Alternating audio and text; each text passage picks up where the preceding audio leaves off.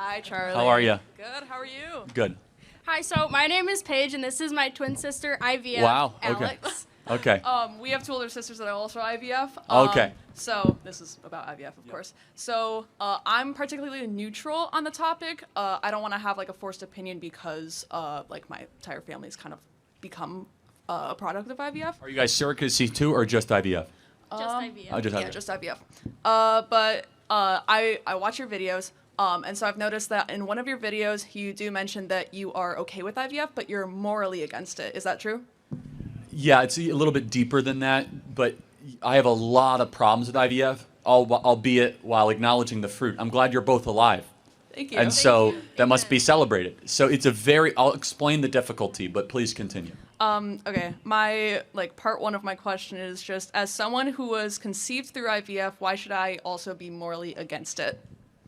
Good question. Okay, so as a pro-lifer, first and foremost, we have to have an issue with the discarded fertilized eggs that happen during IVF.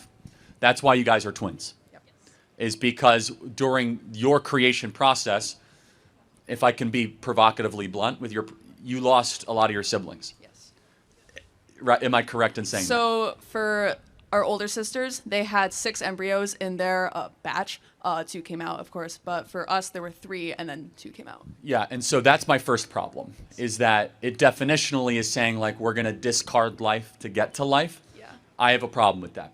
So, I do agree, but in a certain way, So in a certain way, those embryos, say they weren't going to become anyways, but at least we were trying because they were going to be raised in a house where we are pro-life and we really wanted to be able to have kids and cherish that. But by taking that loss, they were able to have at least us out of the 3. At least they could have the 1. So it's kind of, I don't know where I'm going with that. I understand what you're saying. So there's a pro-life way to do IVF, which is only implant the eggs of which the children that you actually want to raise. And so, by the way, you have a lower likelihood of working because in your case, it would be maybe 2 or 3. For example, the way that the IVF doctor will sell it is like, look, here's 6 embryos. You'll be lucky if 1 or 2 implant to the uterine wall. Let's see what happens. Now, in certain cases, 4 implant to the uterine wall and you get quadruplets, right? Yeah. Right. Which is what happens.